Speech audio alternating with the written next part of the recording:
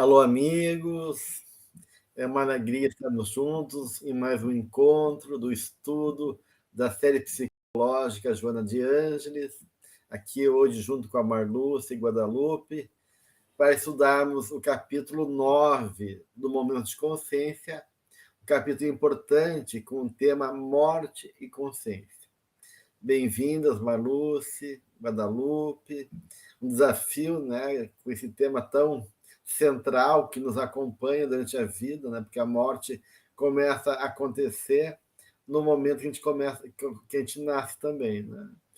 E Joana vai trazer questões importantes nesse capítulo sobre esse tema. Então, ela apresenta, né, já iniciando aqui o nosso papo, essa condição humana, né, da transitoriedade do corpo e essas duas dimensões daqueles que ficam identificados com o corpo, né, e o que isso, de uma certa maneira, acaba implicando, né, na vida das pessoas, e daqueles que conseguem romper nessa identificação e ter uma visão mais ampla a partir da realidade do espírito, né? Então, a gente tem esses dois modelos de perspectiva, onde a morte nos confronta, né, com essa visão. Então, eu gostaria de trazer agora vocês para o nosso debate, para a gente começar a pensar, né, a partir disso, essa condição que todos nós, em um determinado momento, vamos viver, né, que é a nossa morte. Eu acho um tema assim extremamente importante, porque certamente mobiliza todos nós, né? E uma das questões que eu estava me deparando aqui quando eu comecei a ler a Joana é por que será que a gente tem tanto medo da morte, apesar de considerarmos que somos espíritos imortais e que já passamos por essa experiência de nascer e morrer centenas, dezenas, milhares de vezes? E aí, numa dessas sincronicidades, que eu estava me deparando com outro texto da Joana lá no Em Busca da Verdade, ela me respondeu uma pergunta, por que a gente tem tanto medo, assim, tem muitas fantasias em relação à morte, e aí ela fala desse atavismo que a gente tem, né, quando ela fala dessa herança do período da que o homem vivia na caverna, quando ocorria a morte, aqueles corpos ficavam ali se decompondo e ele não tinha recursos psíquicos para interpretar aquilo, né? Então, um dos aspectos, assim, dessa questão do nosso medo e por que é tão difícil, às vezes, falar sobre isso, né, ou se deparar, tem a ver com essas experiências ali que ela diz que ficaram no nosso inconsciente, né? E daí ela propõe aqui, então, essa questão da consciência, da gente ter da nossa ampliação da consciência, de ver a vida sobre uma outra perspectiva que não é só pautada no que ela vai dizer nesse edifício orgânico que é sustentado em bases muito frágeis, né? Então, no primeiro momento, acho que é um texto importantíssimo, assim, porque é um tema que acho que pega a todos nós, né? Eu acho que tem essas duas questões, né? Uma é isso que a Malus trazia, da experiência espiritual, de uma dimensão ainda muito limitada da consciência do homem antigamente, né? Onde esse confronto com a morte trazia emocionalmente experiências de desencarne e de processo da putrefação do corpo que eram traumáticos. Tu tem essa memória atávica, né? E tem esse outro aspecto do Guadalupe que é mais filosófico, mais existencial, que também é muito importante, né? Eu acho que, de uma certa maneira, existe, assim, muito de a gente poder pensar que a morte é o fio condutor da vida, né? Porque é a nossa chegada, né? É onde a gente vai chegar. E, de uma certa maneira, talvez a gente pode pensar que ela ensine a gente, né, a morrer, a viver bem, ou seja, na medida que a gente reflete a morte e o sentido que ela nos traz em relação à vida, a gente pode compor um caminho de melhor aproveitar a vida que temos, né? Até porque o próprio Sócrates ele dizia assim que qualquer conhecimento puro de qualquer coisa só é possível com a liberdade fora do corpo, né? Depois de se liberar do corpo, porque ele realmente trazia essa noção de que a carne, né, a encarnação, ela entorpece, né, o espírito, ela anestesia a alma, e a gente perde a lucidez, né? Então, ele diz que só o conhecimento verdadeiro só é possível em desencarnando, né? E aí ele vai pensando alguns argumentos, né, de que, de uma certa maneira, se a gente busca o conhecimento, a sabedoria, então, de uma certa maneira, a gente também deve buscar, né, essa libertação do corpo, e que a morte seja, então, de uma certa maneira, a verdadeira discípula da filosofia, né? É, e que envolve esse desafio, de uma certa maneira, de morrer não é algo fácil, né? Então, que filosofar não deixa de ser uma busca, uma prática de poder morrer bem, né? Ou ir ao encontro dessa morte de maneira adequada. Então, acho que tem tudo uma questão aí realmente bem importante do ponto de vista existencial, que envolve essas questões da morte, né? E de quanto esse anestesiamento da matéria ofusca a nossa consciência, e da qual muitas vezes a gente entra num campo de experiência de comodismo, de identificação com os prazeres da carne, e queremos evitar olhar para a morte, evitar pensar na morte, na ilusão, né? Ilusão bem infantil, que a gente pode manter, né? Segurar a vida e enganar a morte de uma certa maneira, né? Que não acontece. Eu estava pensando, né, Gelson, que ao mesmo tempo que esse corpo ele é transitório, esse corpo também é fundamental, e talvez aí resida, né, uma das questões da dificuldade do nosso desapego, de compreender, de nos compreendermos como espíritos imortais, porque esse corpo também é uma das formas como a gente se constitui enquanto personalidade numa encarnação, né? Então, há esse sentido o corpo nos dá esse sentido de permanência, de continuidade, né? Mas, ao mesmo tempo, a Joana usa uma expressão ali que eu achei muito interessante: a segurança do edifício orgânico apoia-se na fragilidade da sua própria constituição.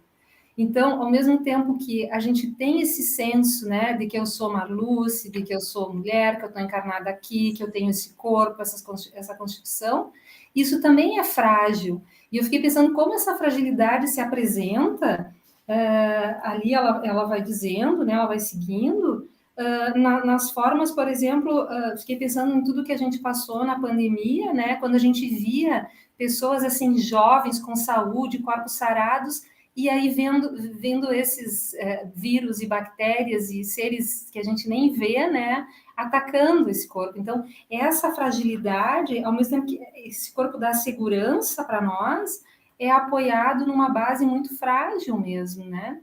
Que só aí, quando a gente começa a entender essa outra dimensão da vida que ela propõe aqui, que é esse discernimento lúcido, né? A gente poder acessar essa outra dimensão da nossa vida, é que a gente começa a pensar realmente o quão frágeis nós somos, né? Em termos de corpo mesmo. Uhum. Inclusive, esses processos de criogenia e questões assim, a gente vê até onde vai a nossa tentativa de controle, de manter a nossa vida, pensando que a nossa vida é só o corpo, não é o corpo físico, que a gente, claro que é importantíssimo. E aí se perde essa inteligência tão grande do homem atual, se perde por procurar resposta num lugar que não é permanente, né? Agora, que é tentar preservar o corpo e esquecer da alma. E sobre isso eu estava pensando, refletindo, quando eu estava lendo esse capítulo, que foi escrito em 1991, e o quanto a ciência já mudou de lá para cá.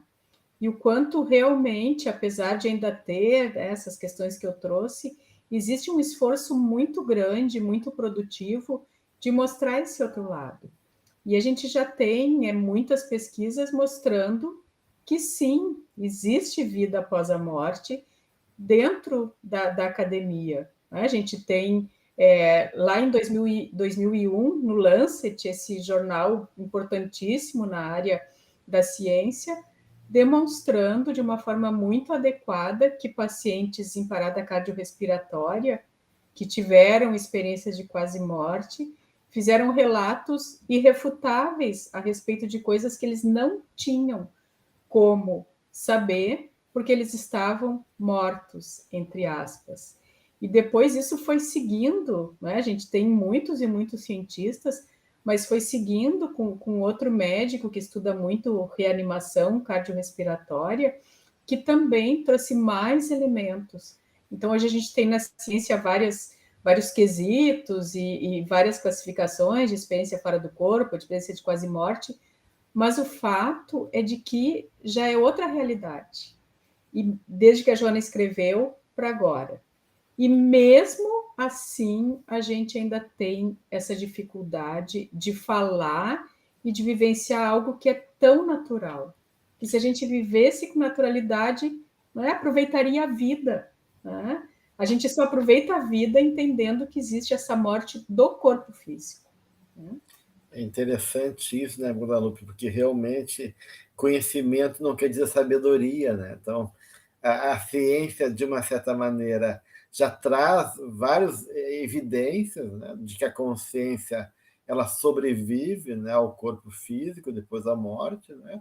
Mas parece que há uma certa resistência da humanidade acordar para esse fato. E aí, como juntando aquilo que a Maluce falou, né, que o corpo ele é importante, mas o problema é esse imediatismo que a benfeitora coloca aqui, né, que esse homem que quer viver, né, sob essa sensação grosseira da matéria e inconsciente de si mesmo, acaba identificado com esse imediatismo do aparelho físico e fica nesse mundo limitado e pequeno, que é oposto a essa proposta realmente, né, da naturalidade e dessa ideia da filosofia que Sócrates coloca que filosofar é aprender a morrer, né?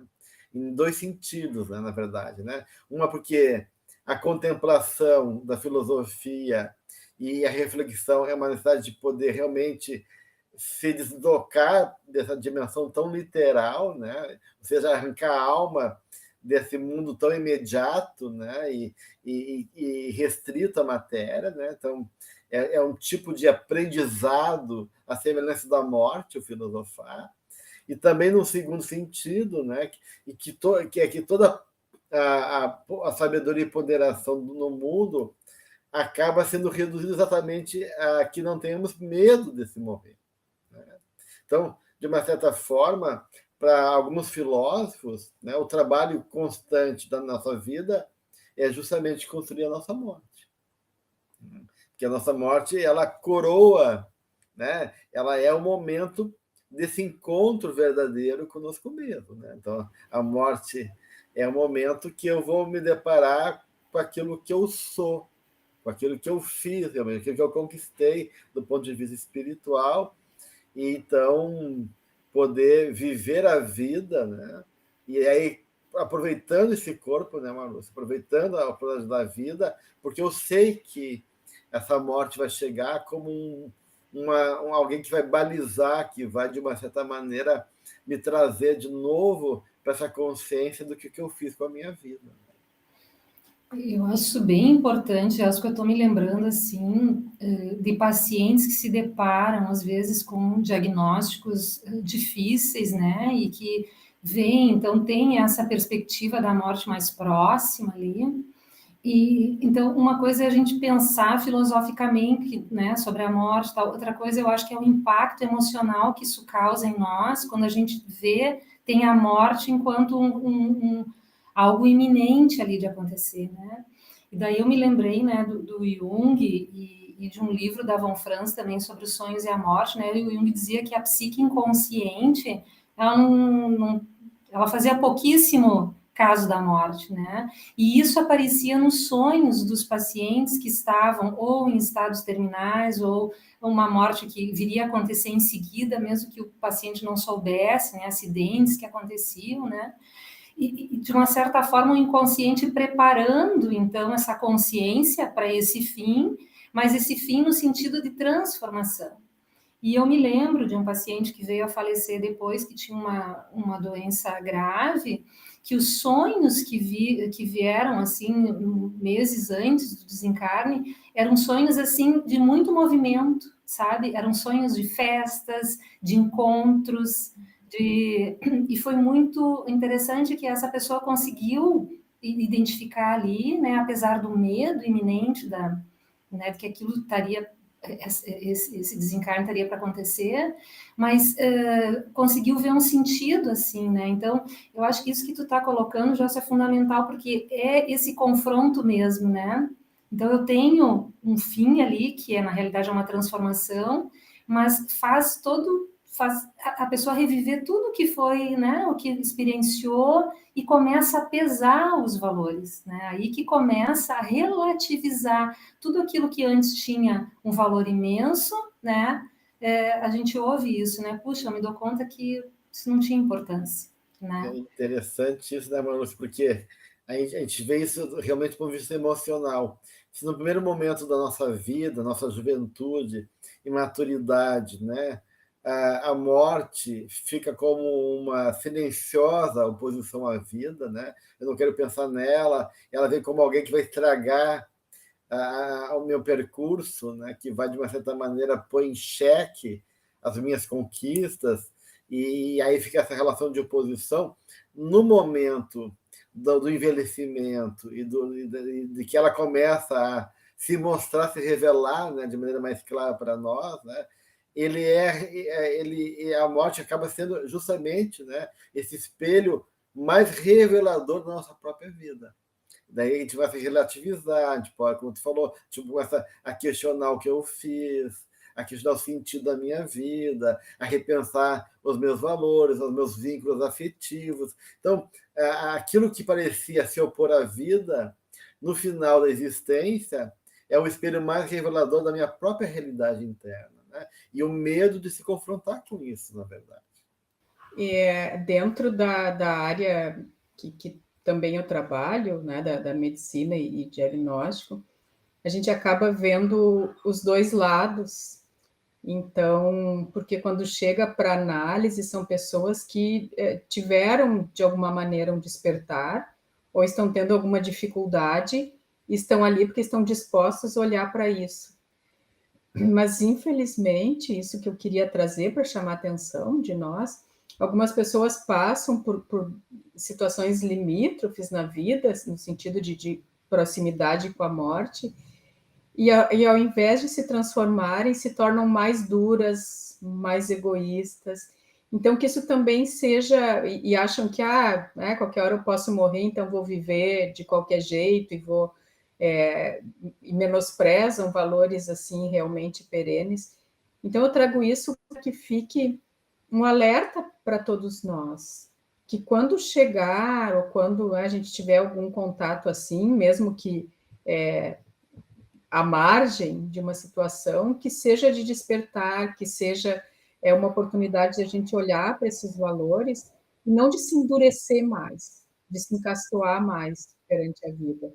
Porque muitos pacientes, como nesses controles de câncer e questões assim, né, muitos pacientes chegam mais endurecidos, mais fechados para a vida e não percebem, né, a oportunidade que estão tendo de ver que, por mais que a nossa vida aqui seja honrável e necessária, a vida maior é muito além disso. Né? Então, que a gente tenha olhos de ver. Aí eu me lembrei, Guadalupe, da Kubler-Ross, da Elizabeth Kubler-Ross, que fala, né, das etapas quando a gente se dá, pensando nesse paciente que tu está falando, que se dão, tomam consciência de um diagnóstico difícil e tal, e daí ela fala, né, ela identifica essas fases que a pessoa passa, né? A primeira é essa negação, né?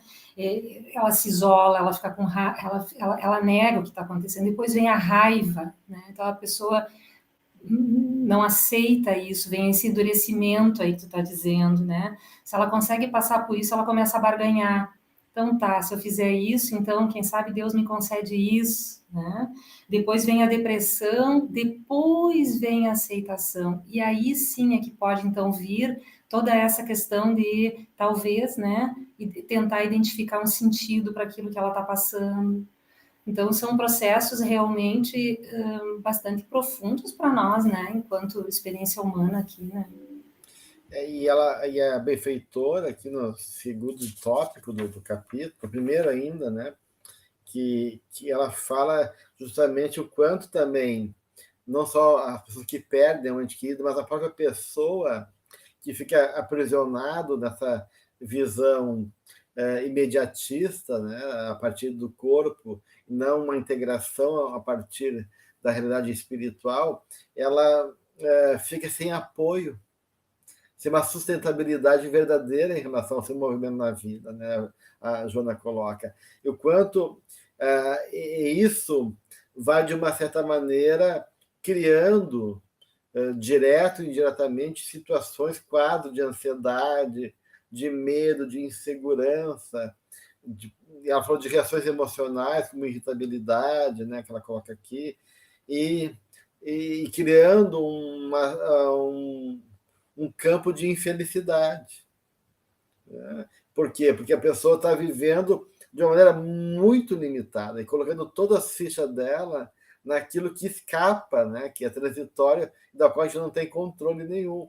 Então, imagina, a minha vida é esse objeto, eu sei que esse objeto eu não tenho como controlar, então estou sempre inseguro ou, de uma certa maneira, numa relação de incerteza ou de uma perspectiva muito limitada, porque a minha vida se resume a estar presa a esse objeto que é o corpo, né? Então, de uma certa maneira, isso vai, né, gerando cada vez mais processos internos que, no envelhecer, diz a benfeitora, pode gerar desequilíbrio na pessoa, né? Ou seja, uma desarticulação disso tudo, que às vezes tem que acontecer mesmo, né? Esse desarranjo psíquico, porque é o momento realmente desse confronto entre esses elementos mais superficiais, do que ela sustentou a vida toda, com o questionamento que a morte impõe em relação ao sentido da sua existência.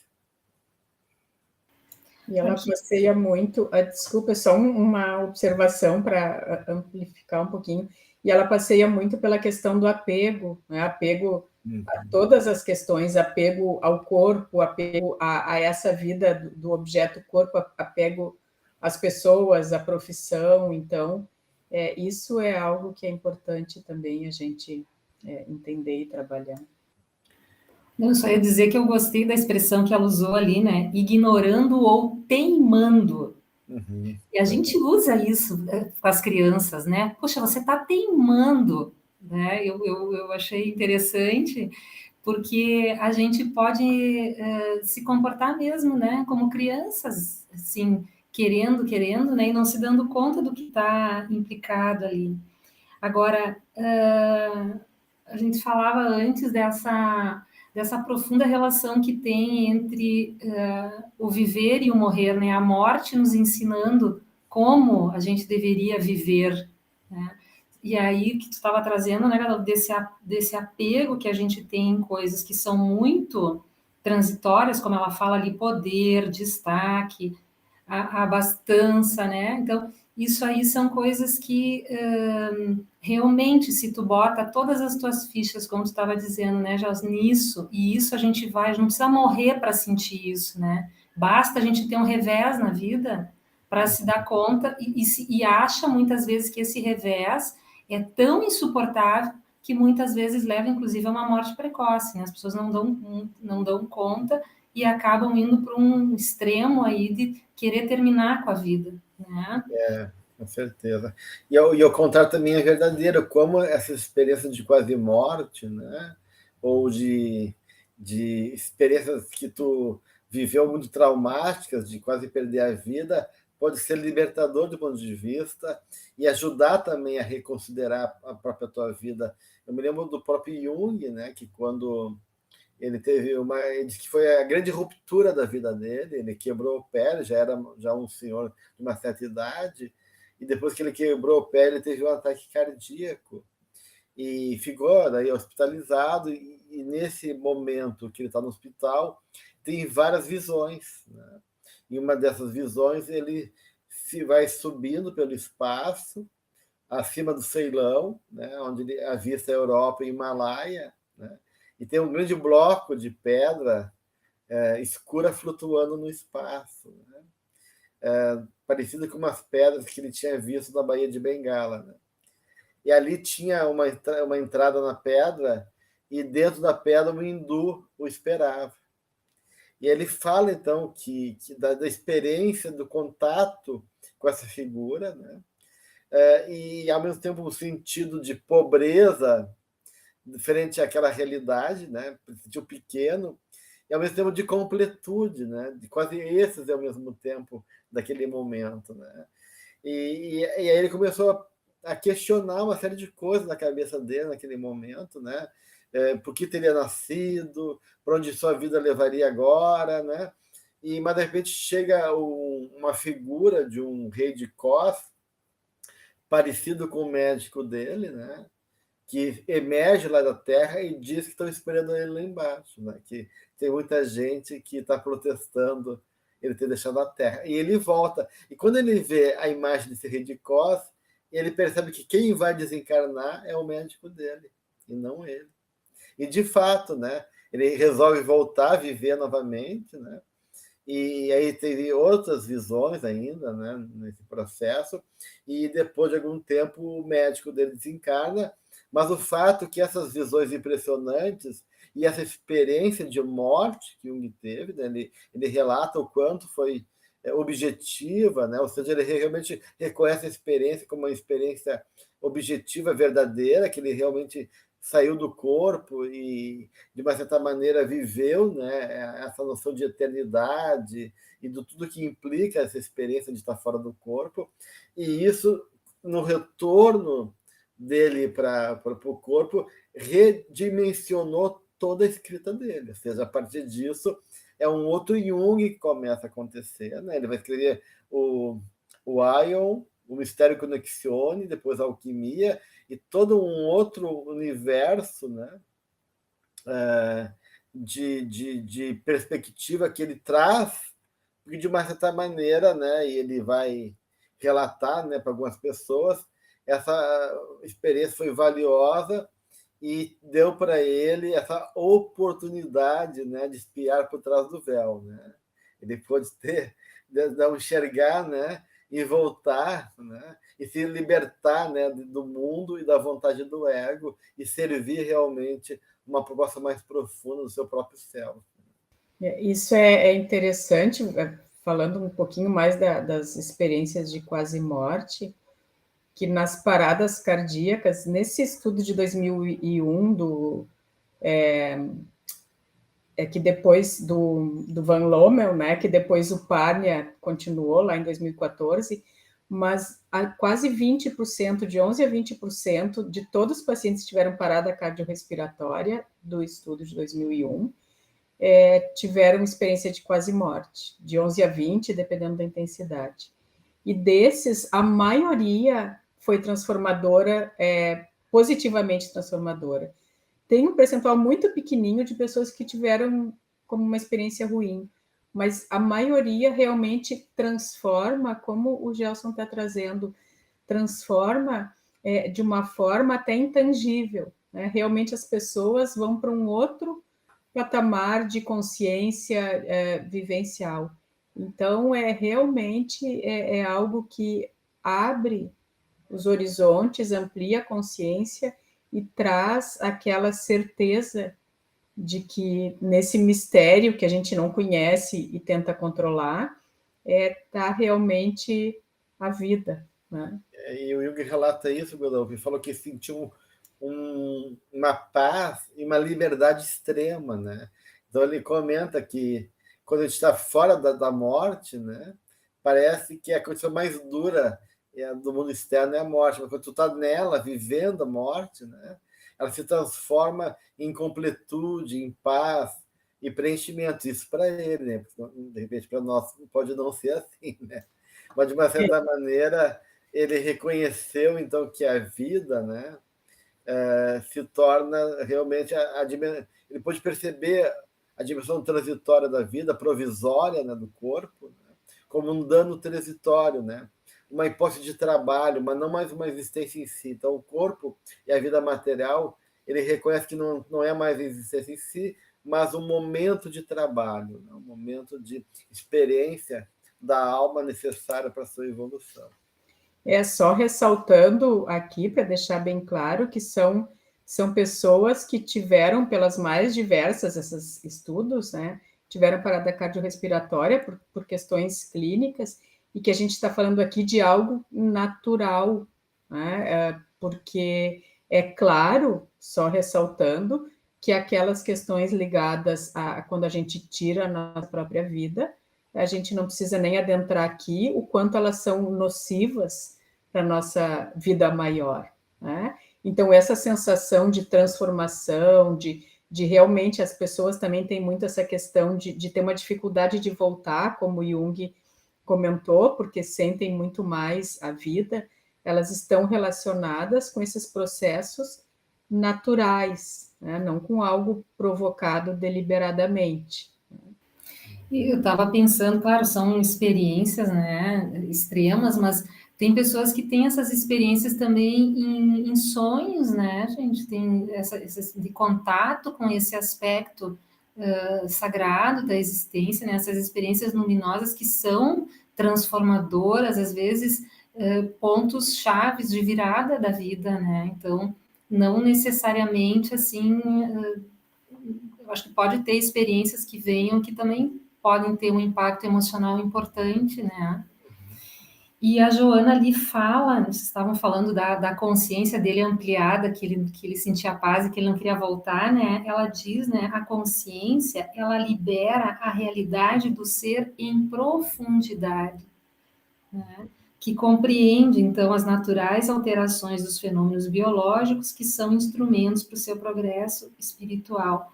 Então, essa ideia de liberar, né, de emergir coisas que estão ali, né?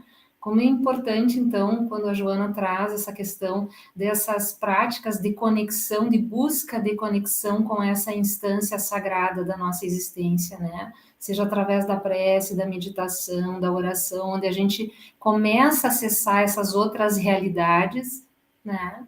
E vai liberando, então, recursos que nós temos, né, que tem o potencial de trazer significado para a nossa existência, né?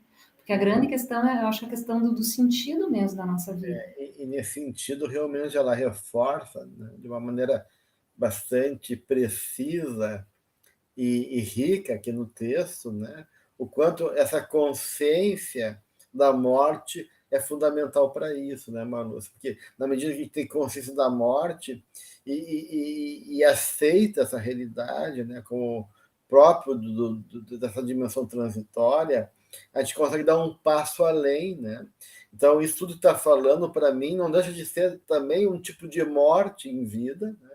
Para um novo nascimento, né? O nascimento do self, né? Dessa consciência transformada que contata então com esses potenciais todos dentro da gente, à espera de ser reconhecido. Então, é como se, de uma certa maneira, o próprio estágio da vida, né? Desde lá do nascimento, onde está construindo, organizando um corpo físico e um órgão psíquico, que é o ego, né? Até tu poder amadurecer, se despojar daquele ego infantil e matar, né, aquela vida anterior da infância para nascer, né, o homem adulto responsável, né, e depois também e chegando perto da morte, reconhecer uma outra dimensão do humano, né, que é a consciência espiritual, né, o self, o espírito imortal, a realidade de uma consciência mais cósmica, mais transpessoal, que nos ajuda, então, a ter esse significado, como estão falando aí, né?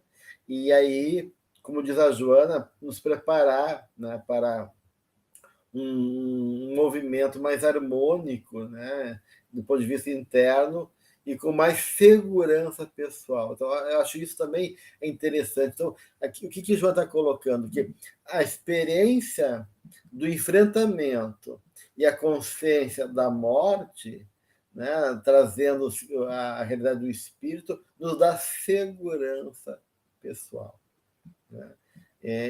Então, isso eu acho bastante significativo, né? O quanto essa segurança emocional, o quanto essa segurança humana depende, né, da forma como enxerga a vida e como realmente, né, aí o próprio Kardec vai colocar isso no item 15 da introdução do Livro dos Espíritos, que o Espiritismo ele é um antídoto frente à loucura, né? E frente ao sofrimento, porque justamente ele abre as concepções da vida e nos faz ter então, uma relação mais tranquila, mais segura, mais adequada, né, à própria realidade e mais proveitosa para nós.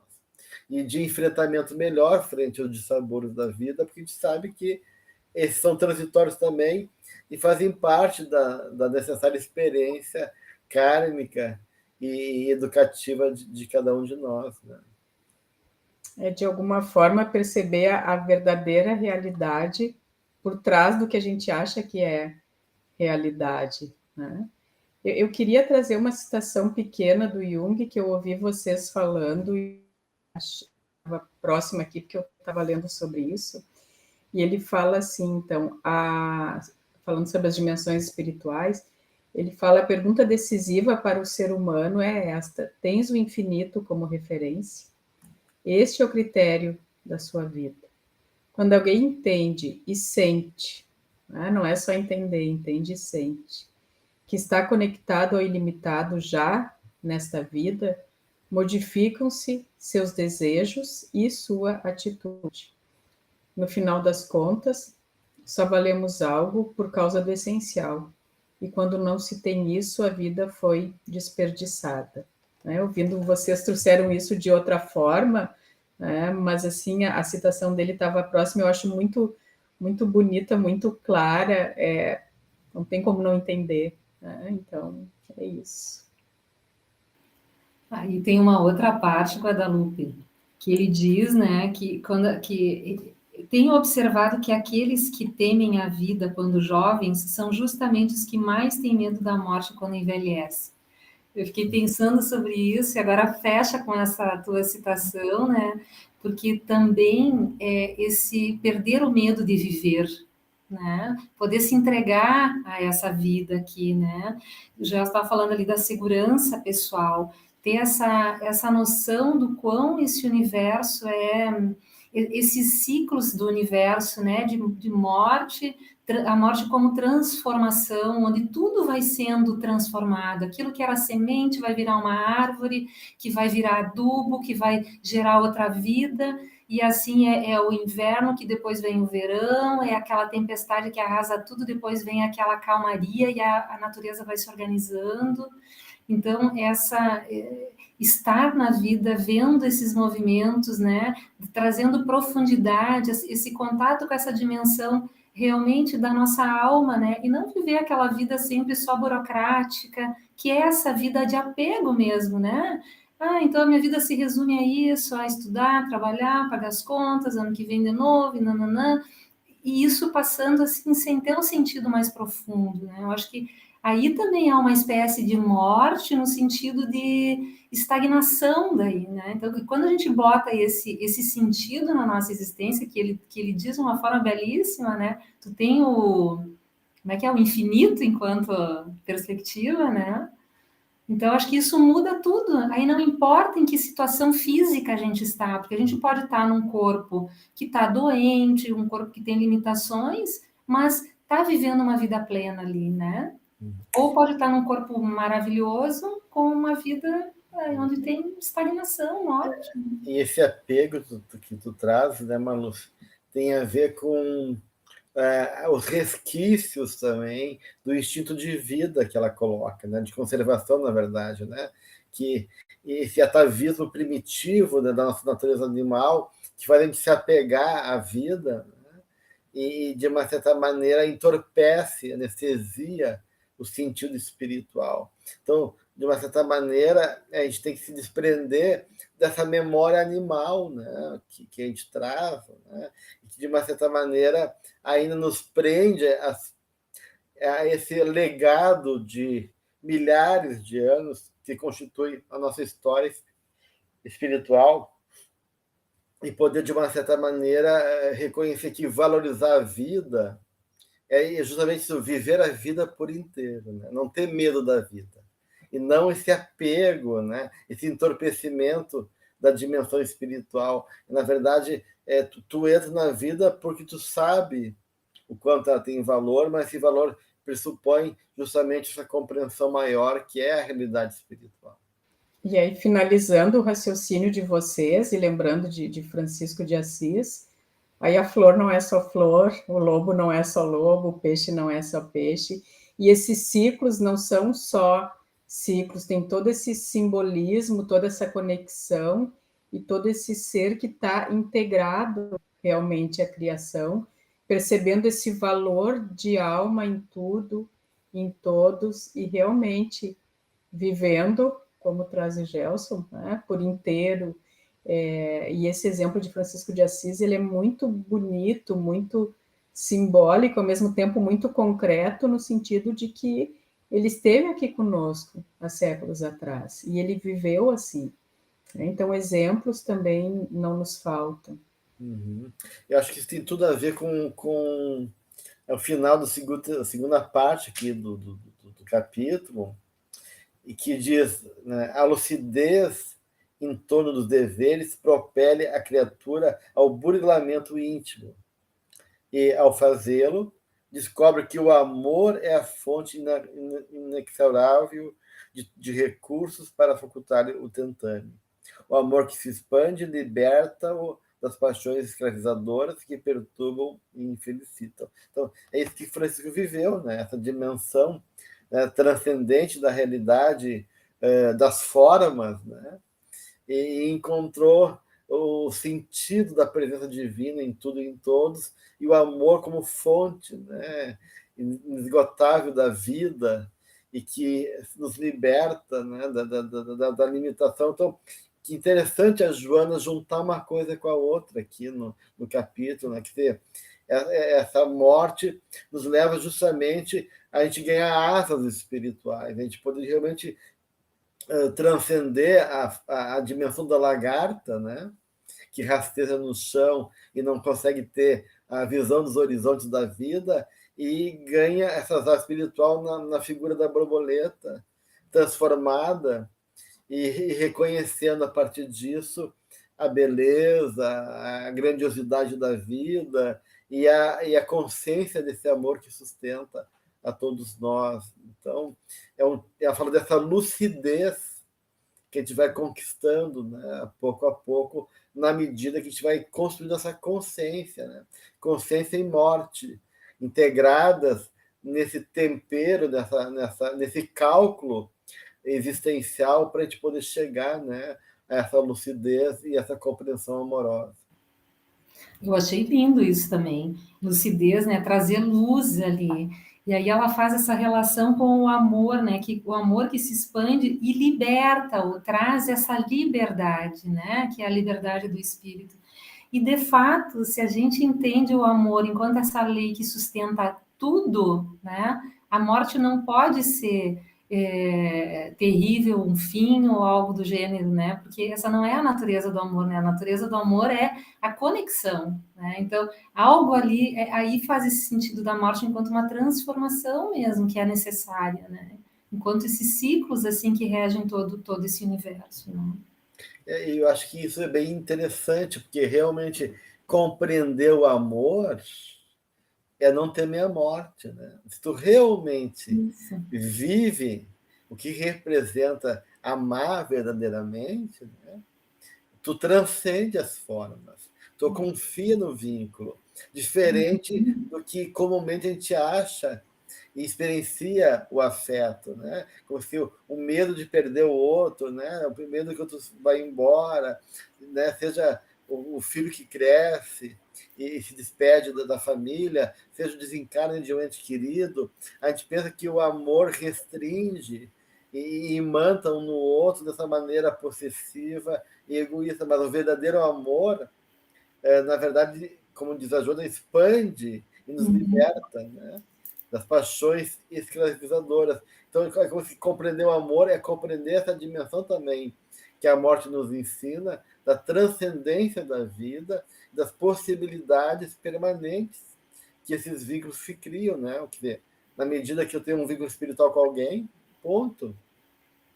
Isso existe para além do tempo, do espaço, das formas físicas, e isso é uma bênção saber, né? Que existe uma alma, né, irmã, uma alma amada, e que, de uma certa maneira, independente da distância, a gente está interligado. Né? E um vai alimentando o outro, independente do lugar onde a gente se encontra. E falando desses desencarnes de entes queridos, e essa confiança de saber que a morte libertou do corpo, no momento, corpo físico, no momento adequado, e que esses seres estão sendo cuidados com todo o amor, de um lado que a gente ainda não está. Porque senão a gente fica nessa questão egoísta, achando que, né, estariam melhor se estivesse ao nosso lado. Então, esse entendimento, essa confiança de que ninguém é desamparado, nem nós aqui no corpo físico, nem os nossos afetos, nossos amores no outro lado da vida, que é a vida maior. Porque é claro que a gente vai, né, ter momentos de luto, vai ter todos esses momentos que é natural, né, da nossa existência, mas que o que permaneça seja esse entendimento maior, até para realmente o nosso amor se transformar em leveza, em alegria, e não um peso em cima de outra pessoa que tem que carregar um apego e um equívoco perante a vida de fato. Aí eu me lembrei daquela historinha bíblica, né? Do Salomão, que as duas mães foram lá reclamar o filho, e não, ele é meu, não, ele é meu, e Salomão disse, não, mas é fácil de resolver, vamos cortar a criança no meio e cada um ficar com a metade. Daí a mãe verdadeira diz, não, deixa ele com a outra, né? Então, essa possibilidade do amor de deixar ir, né? Porque, como o Jó estava dizendo, é muito maior do que a gente pode imaginar os vínculos, né? Realmente.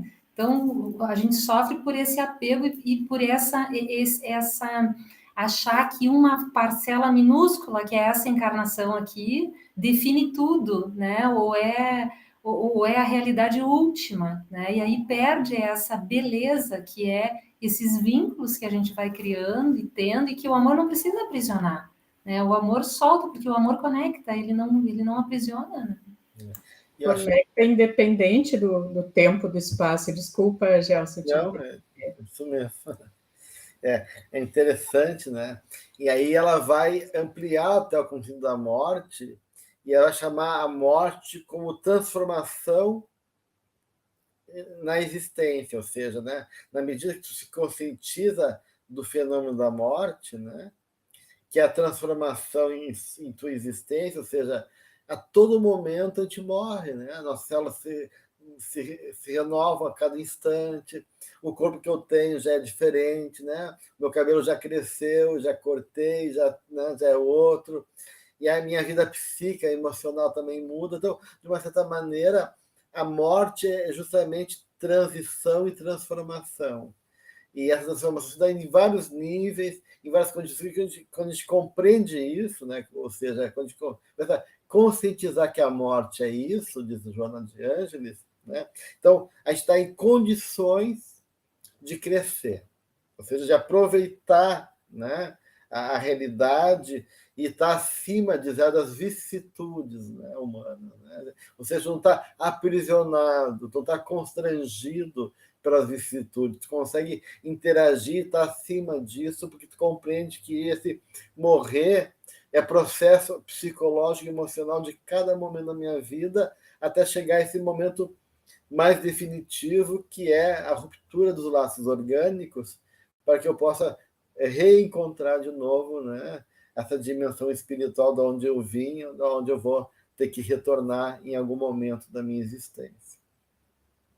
Tá, mas aqui tem a Joana poetisa, né, gente? Não podemos deixar passar isso, né?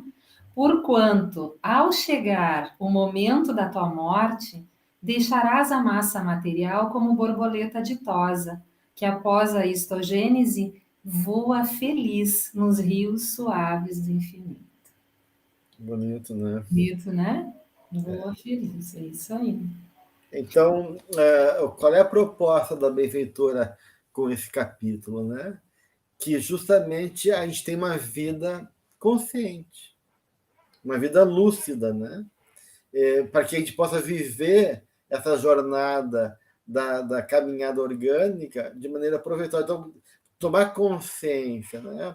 Explorar essa realidade da morte é poder nos ajudar a pensar na transitoriedade da vida material e conseguir, então, dialogar com a minha vida de maneira mais criativa, mais proveitosa. Ela, inclusive, em outro momento, né, da sua obra, ela diz assim que é bom de fazer uma experiência, né? Quando a gente vai num funeral e presencia, né, o desencarne de alguém, aquele corpo junto ao caixão, que a gente possa fazer uma imaginação ativa, né? E pensar, puxa, um dia eu vou estar naquele caixão. E se imaginar, né? Se imaginar, né? Deitadinho, né?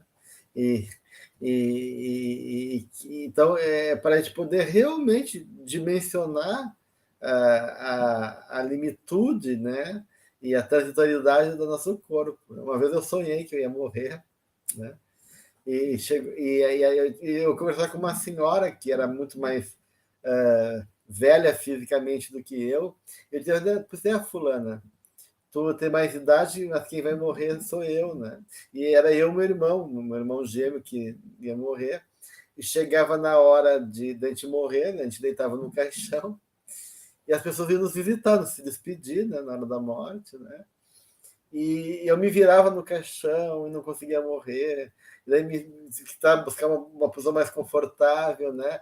E as pessoas começaram a ficar impacientes comigo, né? Porque eu já estava na hora de morrer e não conseguia me entregar para a morte, né? Então, então esse sonho reflete muito essa resistência da gente. Eu era um jovem, né? E a dificuldade de se entregar a essas mortes emocionais, psicológicas da vida, necessária para a transformação da nossa maturidade psicológica, né? Então eu sabia que eu tinha que morrer, mas eu resistia e não achava um jeito confortável, né? Então a gente tá essa desculpa, não tô bem ainda na hora de morrer, estou desconfortável, eu tenho que conquistar tal coisa, eu tenho que cuidar dos meus filhos, eu tenho que ganhar mais dinheiro, e aí a gente vai dando desculpa, tentando fugir desse processo, né? E quando vê, ela está ali impondo já essa experiência e nos pega de calça curta, como se diz no dito popular, né? Então, a Joana propõe, em vez de fugir dessa realidade, que a gente integre ela para a nossa vida. A gente tome consciência disso, né? E possa ter essa visão mais plena da realidade, onde a morte nos convida, então, a poder saber que, sim, isso é um projetinho, né? Isso é uma gotinha da realidade da vida, né? 60 anos, 100 anos, isso é isso na eternidade, né? E o quanto a gente hipervaloriza questões que depois que passam, a gente viu que elas eram tão bobas, né? Tão insignificantes, e muitas vezes a gente tem que chegar perto da morte para poder ver o quanto a gente gastou energia e botou uma carga emocional em coisas que só deixaram uma amargura, né? Ou fez a gente perder tempo em coisas que a gente vê que realmente não tinha sentido. E por isso que a gente tem que ter muito cuidado com alguns países, enfim, alguns locais, onde é permitido abreviar a morte, né, através da eutanásia, porque quantos e quantos espíritos nos trazem a importância desses momentos, né? Não é um assunto, claro, para a gente amplificar aqui, mas como quando mesmo que numa doença terminal, em situações realmente limítrofes, comas, enfim, o quanto ali, muitas vezes, a gente pensa que aquele ser está em sofrimento, mas ele está em um momento, talvez o melhor momento da sua vida naquele corpo físico. Então, até isso, a gente tem que ter essa consciência de olhar com os olhos de seres espirituais e não achar que abreviando a vida está fazendo um bem.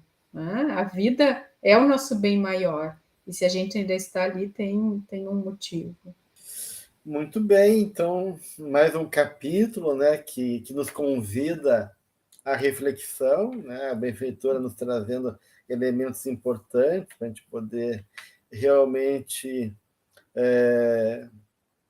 ter metas mais saudáveis, ter um sentido mais pleno e uma relação mais profunda com a nossa própria existência. Um grande abraço a todos, então, e até o próximo encontro.